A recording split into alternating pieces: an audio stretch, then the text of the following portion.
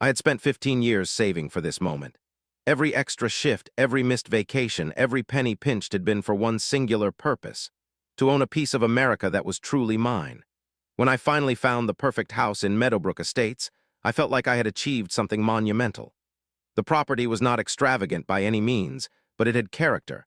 A modest two-story colonial with a spacious backyard bordered by tall oaks that provided both shade and privacy. The day I signed those closing papers, I actually wept. No more landlords, no more asking permission to hang a picture. This was mine. The neighborhood seemed peaceful at first glance. Clean streets, well-maintained homes, a sense of community that I had craved after years of apartment living. I was proud to be part of something so wholesome. That pride lasted exactly 3 days. On my first weekend in the house, as I was unpacking boxes in the driveway, I noticed a woman making her way purposefully toward me. She walked with the confidence of someone who owned not just her property, but everyone else's too. Her blonde hair was cut in that distinctive angular style that seemed designed for speaking to managers. Her smile never reached her eyes. "You must be the new homeowner," she said, extending a manicured hand. "I am Karen Whitmore, president of the Meadowbrook Estates Homeowners Association. We are so pleased to have you join our little community." I shook her hand, nodding the firmness of her grip. "Thank you, I am really happy to be here." Karen did not waste time with pleasantries. She pulled out a clipboard from her tote bag and began a methodical assessment of my property. "I notice your mailbox is painted forest green. Our bylaws specify mailboxes must be either black or dark blue. Also, your grass is approximately half an inch above regulation height." I blinked, certain I had misheard her. "I just moved in 3 days ago. The mailbox came with the house." "Yes, well, previous owners were often granted temporary exceptions. But now that you are here, we will need to bring everything up to code. I have prepared a welcome packet for you with all the regulations." She thrust a thick binder into my hands. "You have 14 days to address the mailbox situation." I nodded, not wanting to create conflict so early. "I will take care of it. Thank you for letting me know." But that was just the beginning. 2 days later, Karen returned to inform me that the garden gnome I had placed near my front steps, a gift from my late grandmother, violated the aesthetic uniformity clause of Section 7 in the HOA guidelines. 3 days after that, she took issue with the bird feeder hanging from my oak tree, claiming it would attract undesirable wildlife. I complied with each demand, painting the mailbox, removing the gnome, relocating the bird feeder. I told myself she was just doing her job, that perhaps these rules, while annoying, helped maintain property values. But then Karen started appearing without warning. I would look up from weeding my garden to find her standing there, silently observing. She would comment on my landscaping choices, question the delivery packages on my porch, even criticize the color of my garden hose. "Your hose is quite visible from the street," she said one morning. "Perhaps you could invest in a hose reel that matches your home's exterior." I began to feel like a prisoner in my own home. One evening, as I was grilling on my back patio, my neighbor Mark from across the street cautiously approached. "I see you have met the neighborhood welcome committee," he said, nodding toward Karen's house. "Is she always so?" "Intense, controlling, absolutely psychotic," Mark laughed without humor. "Yes to all of the above. Most of us just try to stay on her good side, makes life easier." "Has anyone ever challenged her?" I asked. Mark's expression darkened. "The Johnsons tried last year, wanted to install solar panels. Karen made their lives hell. Eventually, they sold and moved away." That night, as I sat on my back porch looking at the stars, I realized Karen's issue with me went beyond simple rule enforcement. There was something personal in her scrutiny, something almost predatory. I had escaped the constraints of renting only to find myself under the thumb of a suburban dictator. Little did I know, Karen was just warming up, and so was I. The first official letter arrived exactly 3 weeks after I moved in. Printed on HOA letterhead with Karen's signature prominently displayed at the bottom, it detailed concerns regarding property maintenance standards and community beautification efforts. The language was deliberately vague, citing my apparent reluctance to fully embrace the community aesthetic standards that define Meadowbrook Estates. I read the letter 3 times, trying to understand what specific violations I had committed. There were none listed, just vague insinuations about my character and commitment to the neighborhood.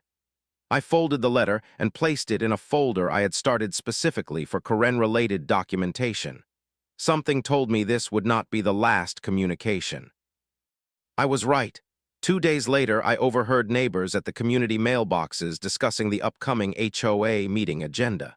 Apparently, Karen had included a specific item about addressing non-cooperative new residents and their impact on community harmony. No names were mentioned, but everyone knew who she meant. Mark texted me later that evening. "Heads up, Karen is talking about you to anyone who will listen, says you are resistant to community standards and potentially disruptive to neighborhood cohesion." Her words, not mine. I thanked him for the warning but decided not to engage. If Karen wanted a fight, she would have to bring it to me directly. I would not give her the satisfaction of seeing me rattled. That Saturday, I had to drive to the city for a work meeting. I left early in the morning, planning to be back by mid-afternoon. The meeting ran long, and it was nearly 4:30 p.m. when I finally turned onto my street. What I saw made me slam on my brakes in disbelief. Cars lined both sides of the road. Colorful balloons were tied to my mailbox, and my backyard, my private property, was filled with people, not just a handful but dozens. I counted at least 50 adults and children. Tables had been set up on my lawn. A large grill smoked away on my patio. Someone had even erected one of those inflatable bounce houses for children near my garden shed. I parked in my driveway and walked around to the backyard, stunned into silence. There was Karen holding court at a central table decorated with flowers and a Meadowbrook Estates spring picnic banner. She was dressed in a floral sundress, a wide-brimmed hat shading her face, looking for all the world like the gracious host. When she saw me, her smile widened. "Oh, there you are," she exclaimed, as if this were completely normal. "I was beginning to think you would miss your own neighborhood picnic." "My what?" I managed to say, my voice barely audible over the chatter and laughter surrounding us. "The spring renewal picnic," Karen said, gesturing grandly. "An annual tradition. Did you not see the flyers I distributed last week? I specifically mentioned it would be hosted at your address this year." "I never received any flyer," I said, trying to keep my voice steady, "and I certainly did not give permission for this invasion of my property." Karen's expression shifted almost imperceptibly, her eyes hardening even as her smile remained fixed. "Oh, but you did, implicitly at least." She reached into her purse and pulled out a laminated copy of what appeared to be the HOA bylaws. Section 12, Paragraph 3. Community green spaces, including but not limited to designated yards, may be utilized for sanctioned HOA events with appropriate notice. "My backyard is not a community green space," I said, feeling heat rise to my face. "It is private property." Karen laughed, a sound like glass breaking. "Actually, the definition of community green space is quite broad under our bylaws. Your yard is visible from the community walking path behind your property, which technically qualifies it under the clause." I looked around, seeing that many of the attendees were now watching our exchange with interest. Some looked uncomfortable, others simply curious. A few, I noticed, were actively avoiding eye contact. "This event is over," I stated firmly. "Everyone needs to leave now." Karen's smile never faltered. "That would be incredibly rude, do you not think? Everyone has come to welcome you to the neighborhood. The children are having such a wonderful time." She gestured toward the bounce house where several kids were playing. "Besides, we have already set up. The food is cooking. To shut down now would be unneighborly." "I do not care. This is my property, and I did not authorize this gathering." Karen leaned in close, her voice dropping to a whisper. "Make a scene if you want.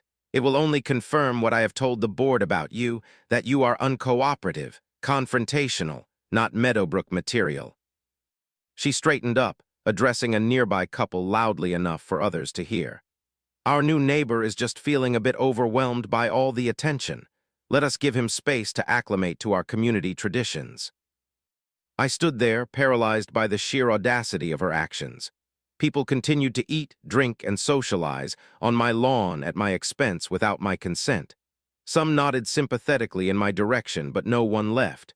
No one challenged Karen's authority. In that moment, I understood that this was more than a petty power play. This was a public demonstration of dominance.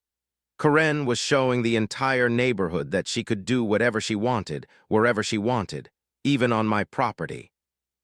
I retreated into my house, seething with anger but determined not to give her the emotional reaction she clearly wanted. Through my window, I watched her hold court in my backyard for 3 more hours until the last guest finally departed, leaving behind trampled grass, scattered trash, and the lingering smell of someone else's authority. That night I made a decision. Karen had declared war, and I was going to respond in kind. The morning after the unauthorized picnic, I called the police to file a report about trespassing. The officer who arrived seemed uncomfortable when I mentioned the HOA's involvement. "Look," he said after taking my statement, "I understand your frustration, but this falls under civil matters, not criminal. If the HOA bylaws have language about community events, even vaguely worded, it becomes a contract dispute. Your best bet is to consult with a lawyer who specializes in property rights." I thanked him, but as he was leaving, he paused. "Just between us," he said quietly, "this is not the first complaint we have had about your HOA president, but without clear violations of the law, our hands are tied." That got me thinking. If Karen had a history of complaints, perhaps there was a pattern I could document. I needed information, and I needed allies. My investigation began that very day. First, I set up a simple spreadsheet to document every interaction with Karen, including dates, times, exact quotes, and witnesses if any were present. I took photographs of my property before and after the picnic, capturing the damage to my lawn and garden. I collected the HOA bylaws and highlighted the vague language Karen had exploited. But I needed more. I needed to understand who I was dealing with. I started casually asking neighbors about the history of the HOA. Most were reluctant to speak directly about Karen, but I gathered bits and pieces. She had been president for nearly 5 years. The previous president had resigned suddenly. Board elections were consistently delayed for various administrative reasons. My breakthrough came when I met Gerald, a retired lawyer who lived at the end of our street. He invited me in for coffee after seeing me walking the neighborhood. "I have been watching how Karen interacts with you," he said once we were seated in his study. "It reminds me of what happened in Oak Ridge Estates." "Oak Ridge Estates?" I asked. Gerald nodded gravely. "Karen's previous neighborhood. She was on their HOA board too until she was asked to leave." My interest piqued instantly. "She was forced out. Why?" "Nothing that could be proven in court," Gerald said carefully. "But there were allegations about misappropriated HOA funds, falsified meeting minutes, bylaws being changed without proper voting procedures. When enough homeowners banded together to demand an audit, Karen suddenly announced she was moving here to Meadowbrook. This was the first concrete piece of evidence that Karen had a pattern of behavior. I pressed Gerald for more details, and he directed me to a former colleague who had represented several Oak Ridge homeowners.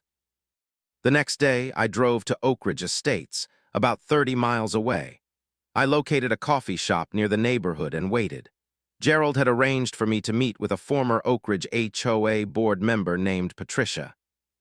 Patricia was a stern-looking woman in her 60s who wasted no time on pleasantries. "So you are Karen Whitmore's latest victim," she said, sliding into the booth across from me. "I wish I could say I am surprised." For the next hour, Patricia detailed Karen's reign at Oak Ridge. The pattern was nearly identical: targeted harassment of new homeowners, selective enforcement of rules, manipulation of bylaws for personal benefit, and intimidation of anyone who questioned her authority. "The worst was when she forged signatures on a special assessment vote," Patricia said. "We needed a 2/3 majority to approve a major landscaping project, one that coincidentally would benefit her property value the most. When we fell short of votes, she simply added names to the approval list. Residents who had explicitly voted no suddenly found themselves counted as yes." "How did you catch her?" I asked. One of the board members kept the original ballots. When Karen presented the tallies, the numbers did not match. But by the time we gathered enough evidence to formally accuse her, she was already packing up to leave. I thanked Patricia and asked if she would be willing to provide a written statement about her experiences. She agreed, adding, "People like Karen count on others being too intimidated or too busy to fight back. They win because we let them." Armed with this information, I expanded my investigation. I searched public records for any civil cases involving Karen Whitmore. I found 3 small claims court filings from Oak Ridge residents, all settled out of court with non-disclosure agreements. I discovered that before Oak Ridge, she had lived in a condominium complex where she had also served on the board and left under similarly mysterious circumstances. Through persistent networking, I connected with a former maintenance worker from that complex who revealed that Karen had tried to ban certain residents from using community amenities when they questioned her decisions. He also mentioned that security camera footage had once captured her placing violation notices on specific units while ignoring identical violations at others.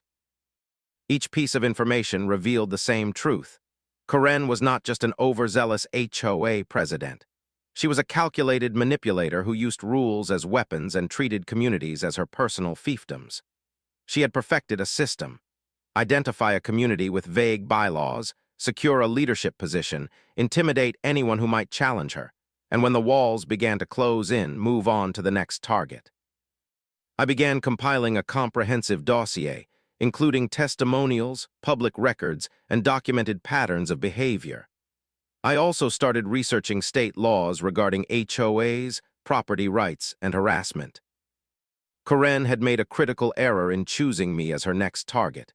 She did not know that before buying my home, I had spent years working as a project manager, where documentation and evidence gathering were second nature to me. She did not know that I had both the skills and the determination to build a case against her. Most importantly, she did not know that I had nothing to lose. This house was my dream, my sanctuary, and I would not be driven out of it by a neighborhood tyrant. The question was no longer if I would take action, but how, and I was beginning to formulate a plan. Sun Tzu wrote that all warfare is based on deception. My battle with Karen would be no different. To defeat her, I needed her to reveal her true nature, to document her abuses in a way that could not be denied or explained away. And for that, I needed to become someone else. I created an elaborate false identity: Jennifer Chen, a recently divorced professional looking to relocate to a well-managed community with strong leadership. I set up email accounts, a basic social media presence, and even purchased a prepaid phone for this persona. I wanted Karen to believe Jennifer was real, affluent, and most importantly, impressionable. Using this new identity, I reached out to the Meadowbrook Estates HOA through their website, expressing interest in purchasing a home in the neighborhood. I specifically mentioned wanting to speak with the HOA president about community standards and governance, knowing this would appeal directly to Karen's ego. The response came within hours. Karen herself would be delighted to meet with me to discuss the exceptional quality of life at Meadowbrook Estates.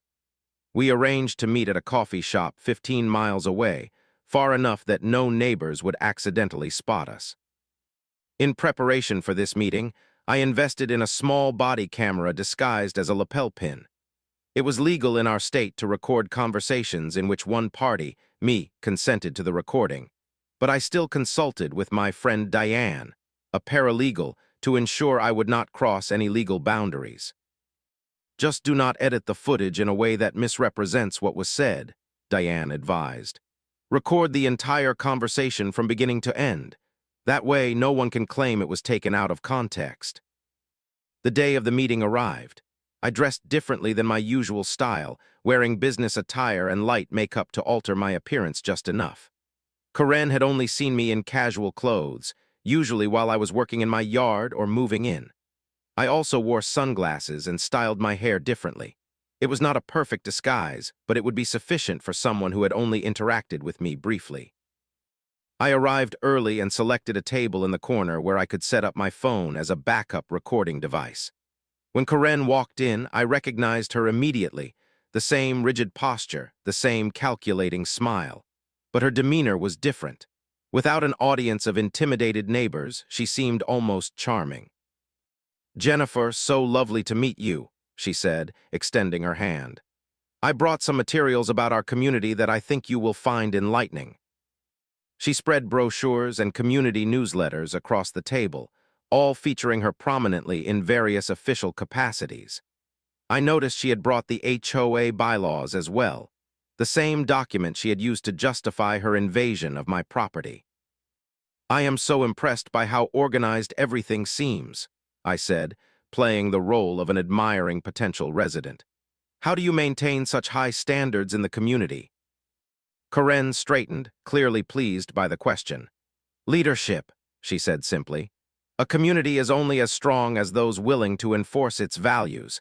Many people mistakenly believe homeownership means absolute freedom, but quality communities require guidance." "Have you encountered resistance from homeowners?" I asked innocently. She laughed, a sound devoid of warmth. "Always. People are naturally resistant to rules, even when those rules protect their investments. New residents are the worst. They come in thinking they can do whatever they want with their properties." "How do you handle that?" I pressed, making sure my camera had a clear angle. Karen leaned forward, lowering her voice as if sharing a professional secret. "You have to establish dominance early. Make an example if necessary. Once one homeowner is brought into line, the others fall quickly into place." For the next hour, I guided the conversation skillfully, asking questions that gave Karen the opportunity to reveal her true philosophy. And reveal it she did. She spoke of creative interpretation of bylaws, of targeting certain homeowners to maintain hierarchy, and of using HOA funds strategically to reward allies and pressure dissenters. "The beautiful thing about HOA regulations," she explained, "is that they are vague enough to be applied selectively. I decide where and when to enforce them. It gives me flexibility." "Have you ever had to bend the rules to maintain control?" I asked, careful to keep my tone admiring rather than accusatory. Karen smiled, evidently believing she was mentoring a like-minded individual. "Rules are tools, Jennifer. I do not break them. I simply understand them better than anyone else. For instance, last month I organized an event on a troublesome homeowner's property without their enthusiastic consent. Technically allowed under our bylaws, but a clear message about who really controls the neighborhood." My heart raced at this direct reference to the picnic on my property, but I maintained my composure. "That is brilliant," I said. "How did you justify it?"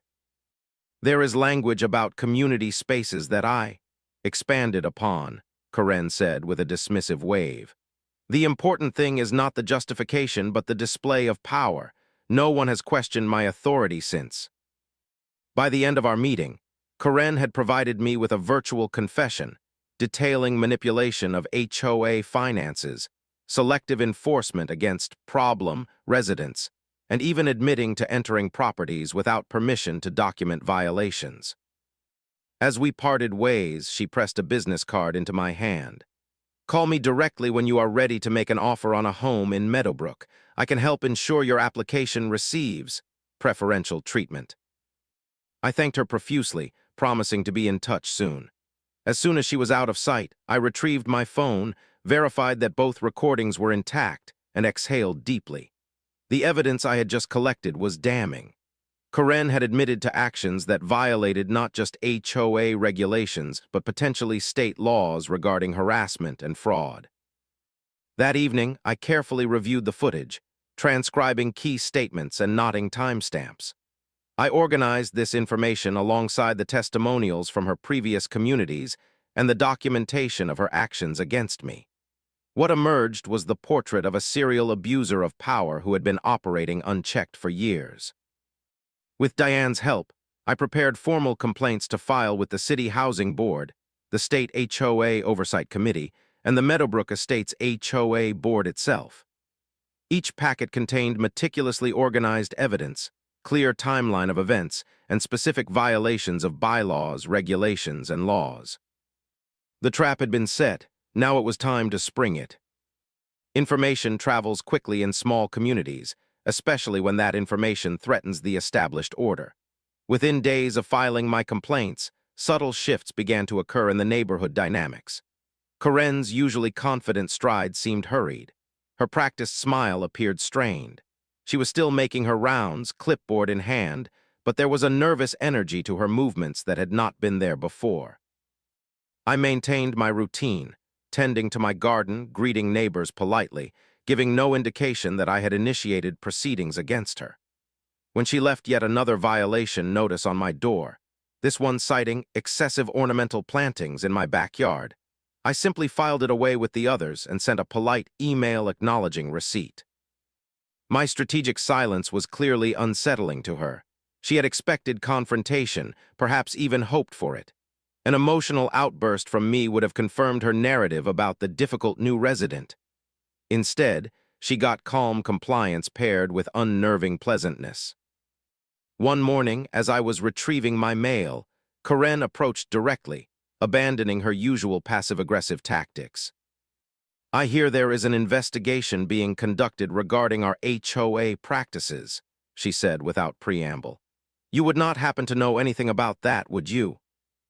I maintained a neutral expression. "An investigation? That sounds serious. Is everything all right with the HOA finances?" She studied my face, searching for any tell that might confirm her suspicions. "Everything is in perfect order," she said coldly. "But someone has been making false allegations. The board takes such actions very seriously." "I am sure the truth will come out through proper channels," I replied calmly. "If there is nothing to hide, there is nothing to fear, right?" Karen's smile tightened. "Just remember that making false claims against a homeowners association can have serious consequences, legal consequences." "I will keep that in mind," I said, matching her smile with one of my own. "Have a wonderful day, Karen." As she walked away, I noticed a city vehicle parked at the end of our street. A woman in business attire was taking notes while examining the community bulletin board. The housing board inspector had arrived, right on schedule. The following day, Karen called an emergency HOA meeting. The email notification cited urgent community matters requiring immediate attention and dangerous precedents that threaten neighborhood stability. The meeting was scheduled for 7:00 p.m. at the community clubhouse. Attendance was described as mandatory for all homeowners in good standing. I arrived exactly on time, choosing a seat near the back where I could observe everyone's reactions. The room was filled with neighbors, many looking confused about the urgent nature of the gathering. Karen stood at the front, flanked by two other board members who appeared uncomfortable with the situation. "Thank you all for coming on such short notice," Karen began, her voice carrying that artificial warmth I had come to recognize as her public persona. "It has come to the board's attention that false and damaging claims have been filed against our HOA with various regulatory bodies." Murmurs spread through the audience. Most residents seemed genuinely surprised by this information. "These baseless accusations threaten the stability and reputation of our community," Karen continued. "More concerning is that they appear to originate from within Meadowbrook Estates itself." Her gaze swept the room before landing directly on me.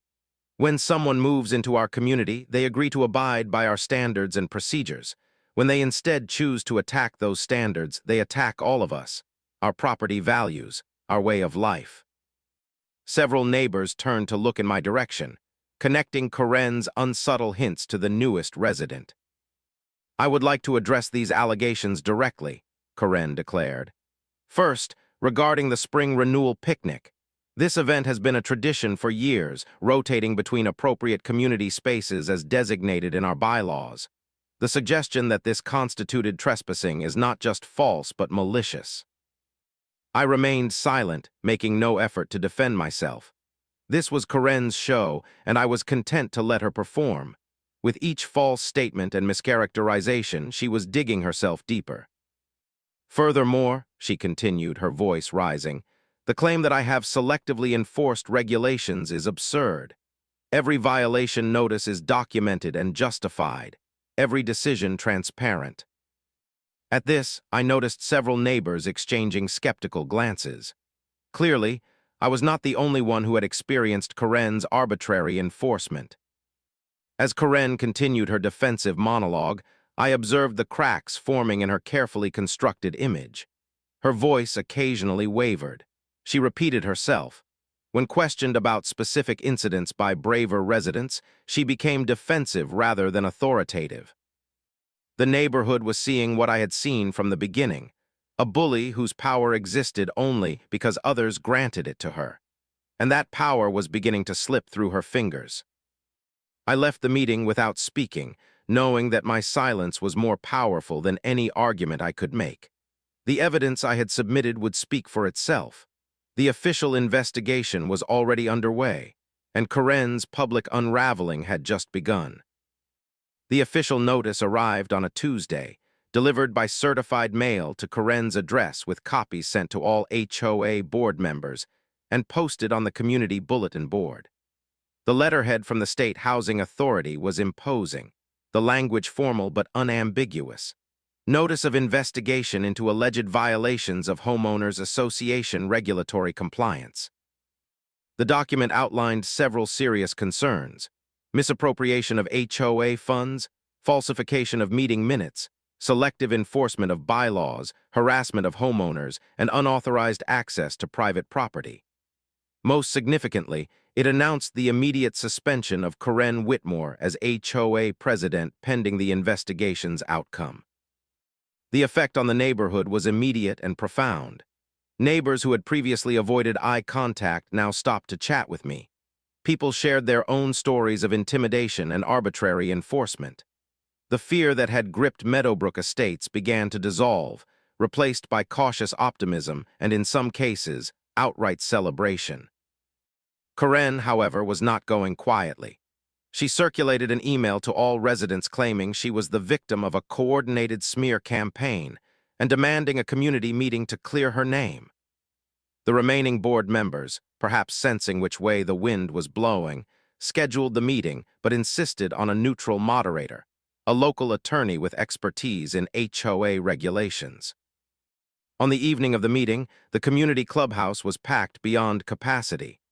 Residents who had never attended an HOA meeting stood against walls or sat cross-legged on the floor.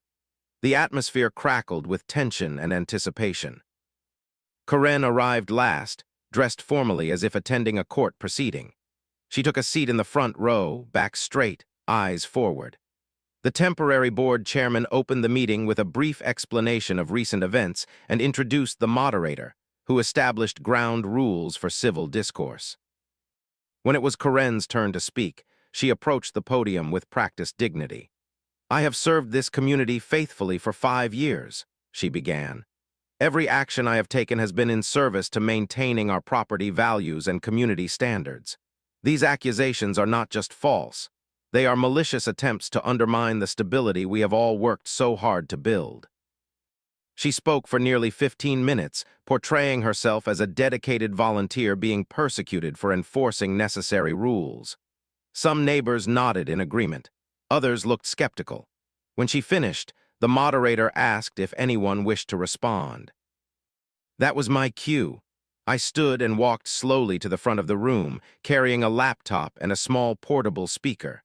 I could feel Karen's eyes burning into me as I set up the equipment. "My name is Richard Bennett," I began.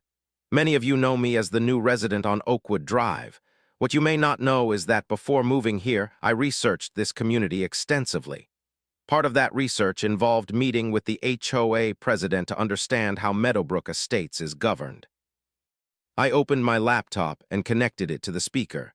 With the moderator's permission, I would like to play a recording of that conversation. The moderator, who had been briefed in advance about the recording's content and legality, nodded his approval. Karen half rose from her seat, her face suddenly pale. "Objection. That recording was obtained under false pretenses." The moderator held up a hand. "Ms. Whitmore, this is not a court proceeding. The recording has been reviewed by legal counsel and determined to be lawfully obtained in a one-party consent state. The committee will hear it." I pressed play. Karen's voice filled the room, crystal clear and unmistakable. Rules are tools, Jennifer. I do not break them. I simply understand them better than anyone else. For instance, last month I organized an event on a troublesome homeowner's property without their enthusiastic consent. Technically allowed under our bylaws, but a clear message about who really controls the neighborhood. Gasps rippled through the audience. Karen's face contorted in a mixture of shock and rage. I continued playing selected segments, each more damning than the last. You have to establish dominance early, make an example if necessary. The beautiful thing about HOA regulations is that they are vague enough to be applied selectively. I decide where and when to enforce them. Financial reports, of course they are accurate, I write them myself. No one bothers to verify the numbers. With each revelation, the mood in the room shifted further. By the time I stopped the recording, the transformation was complete. Where there had been confusion or uncertainty, there was now clarity and resolve. I closed my laptop. This is only a small portion of the evidence that has been submitted to the proper authorities. There are also testimonials from residents of Oak Ridge Estates, where Ms. Whitmore served on the HOA board before coming here. There are documented cases of selective enforcement, unauthorized entry onto private property, and misrepresentation of HOA bylaws. Karen stood abruptly. This is slander. I will sue you for defamation. The moderator intervened. Ms. Whitmore, please control yourself. No one is being slandered here. These are direct quotes from you. That recording was edited, she shouted, looking frantically around the room for support. But the faces that met hers were no longer intimidated. They were angry. The full recording has been provided to the investigating authorities, I said calmly. Nothing has been edited or taken out of context. One by one, neighbors began to stand and share their own experiences. She cited me for my holiday decorations, but ignored identical displays at her friends' houses. She entered my backyard when I was not home to take pictures of supposed violations. She told me my disabled mother could not live with me because it would change the character of the neighborhood. Each testimony built upon the last, creating a comprehensive picture of abuse that could no longer be denied or excused. Karen's face cycled through expressions: disbelief, anger, desperation, and finally, defeat. This meeting is a farce, she declared, gathering her belongings. I will not stand here and be subjected to this witch hunt. As she moved toward the exit, her normally perfect posture crumbling, the temporary chairman spoke up. Before you leave, Ms. Whitmore, you should know that the board has unanimously voted to accept your immediate resignation from all HOA positions. We have also voted to initiate a full audit of all financial records during your tenure. Karen froze, hand on the door handle. For a moment, I thought she might launch into another tirade. Instead, she straightened her shoulders, lifted her chin, and walked out without another word. The soft click of the door closing behind her was somehow more powerful than any slam could have been. The clubhouse erupted in a mixture of applause, excited chatter, and stunned silence. Neighbors who had barely spoken to each other in years were suddenly engaged in animated conversation. The relief in the room was palpable, as if a long winter had suddenly given way to spring. The moderator called for order and outlined next steps. An interim board would be established, regulatory authorities would continue their investigation, and a community committee would review and revise the HOA bylaws to prevent future abuses of power. As the meeting adjourned, people approached me one by one, some to thank me, others to apologize for not standing up sooner, many simply to introduce themselves properly for the first time. Mark clapped me on the shoulder, grinning broadly. I have lived here for 7 years, he said, and this is the first time it has actually felt like a community. I drove home that night with mixed emotions. I had not sought the role of neighborhood hero. I had simply wanted what everyone wants, to live peacefully in a home I had worked hard to obtain. But in fighting for my own rights, I had inadvertently freed an entire community from years of quiet tyranny. As I pulled into my driveway, I noticed the lights were on in Karen's house across the street. Through the window, I could see her packing, phone pressed to her ear. Her battle was not over. There would be investigations, possibly legal consequences, but her reign at Meadowbrook Estates had come to an end. And mine was just beginning. Karen's for sale sign appeared exactly 10 days after the community meeting. The listing described her house as being in a quiet, well-maintained neighborhood with minimal HOA restrictions. The irony was not lost on anyone. She conducted her move with military precision, hearing professionals who loaded her belongings efficiently and discreetly. No neighbors were invited to help. No goodbye party was organized. On her final day in Meadowbrook Estates, as the moving truck pulled away, Karen stood briefly on her empty driveway, surveying the neighborhood one last time. Our eyes met across the street. I nodded politely. She did not acknowledge me before sliding into her luxury sedan and driving away. The state investigation continued in her absence. Financial audits revealed minor discrepancies in the HOA accounts, not enough to warrant criminal charges, but sufficient to demonstrate a pattern of loose accounting practices that had consistently benefited projects adjacent to Karen's former property. The regulatory board issued a formal censure that would follow her to any future HOA position she might seek. Her reputation, at least in HOA circles, was permanently damaged. More importantly, Meadowbrook Estates underwent a remarkable transformation. With the interim board's encouragement, neighbors began to interact in ways that had been unthinkable under Karen's regime. Spontaneous gatherings occurred. Children played freely between yards. Front porches that had sat empty for years were suddenly occupied by residents chatting over evening drinks. Within a month, a new HOA board was elected, a diverse group that included both longtime residents and newcomers. Their first official act was to revise the bylaws, removing vague language that could be exploited and establishing clear procedures for enforcement, appeals, and community decision-making. The monthly newsletter, once filled with violation notices and stern reminders, now highlighted neighborhood achievements and upcoming social events. As spring gave way to summer, I found myself thinking more and more about the picnic that had triggered this chain of events. Karen had unwittingly planted a seed in my mind, one that grew into an idea I could not shake. Using the newly established community email list, I sent out an invitation. Neighborhood gathering, Saturday, 4 p.m., backyard of 147 OAKWOOD Drive. All welcome. Bring a dish to share if you can, no RSVP necessary. I spent the week preparing my property. I mowed the lawn, set up a few folding tables, strung lights between the oak trees, and cleaned my grill. I wanted everything to be perfect, not to impress or intimidate, but to welcome. Saturday arrived with perfect weather, clear skies, gentle breeze, comfortable temperature. At precisely 4:00 p.m., the first neighbors appeared, bearing potluck dishes and uncertain smiles. By 4:30, my backyard was filled with the sounds of conversation and laughter. Children played tag around the oak trees. Adults clustered in small groups, getting to know neighbors they had lived beside for years but never truly met. Mark approached me as I was flipping burgers on the grill. "Pretty different scene from the last gathering in this yard," he observed. I smiled. "That is the point." Gerald arrived with a bottle of champagne.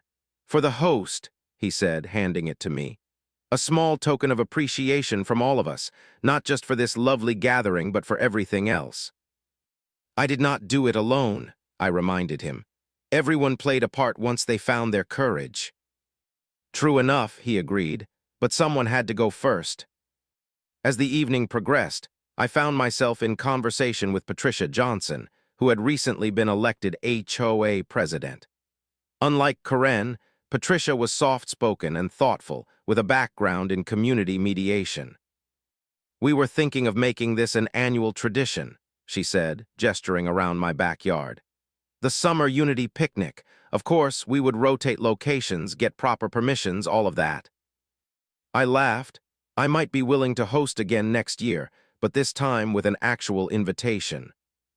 "Deal," she said, extending her hand. We shook on it. As twilight settled over Meadowbrook Estates, someone suggested sharing stories. One by one, neighbors stood and spoke about their experiences, both under Karen's regime and in the months since her departure. There were tales of petty violations and arbitrary rules, but also new stories of connection, support, and genuine community. With each story, the narrative of our neighborhood was being rewritten. When it was my turn, I kept it simple. "I moved here seeking peace and privacy," I said, looking around at the faces illuminated by string lights and setting sun. What I found instead was something better, a community worth fighting for. Applause rippled through the gathering. As it faded, I continued. This backyard was once the site of an uninvited invasion. Tonight, it is the setting for something entirely different, a true welcome. The difference is not in the location, but in the intention, not in the rules, but in the respect. I raised my glass, to Meadowbrook Estates, to good neighbors, to homes that are truly ours. To homes that are truly ours, they echoed, glasses raised to the darkening sky. Later that night, after the last guest had departed and I was collecting abandoned plates and cups from around my yard, I paused beneath the oak trees. The string lights twinkled above me like stars, illuminating the space that had once been the battlefield in a neighborhood war. I thought about Karen, wondering if she had found another community to control, another set of rules to manipulate. I hoped that our story might follow her, a cautionary tale about the true meaning of community. But mostly, I thought about how strange and wonderful it was that her greatest act of aggression, invading my private sanctuary, had ultimately led to its transformation into something even more valuable, a genuine community space, offered freely rather than taken forcibly. I gathered the last of the dishes and headed inside, leaving the string lights on a little longer. There was something comforting about their gentle glow spreading across my backyard, my property, my sanctuary, my choice to share. Karen had taught me an unintended lesson. True power never comes from control. It comes from connection. And while she had lost everything in her quest for domination, I had gained something precious in my fight for freedom. My home, my community, my backyard, my rules.